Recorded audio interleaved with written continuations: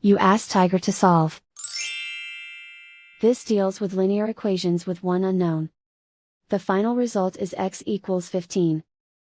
Let's solve it step by step. Simplify the expression. Combine like terms.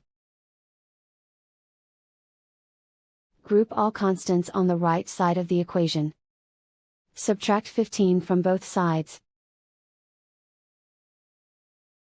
Simplify the arithmetic.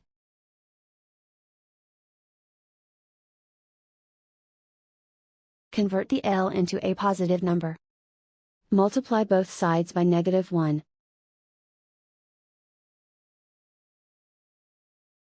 Remove the ones. Simplify the arithmetic.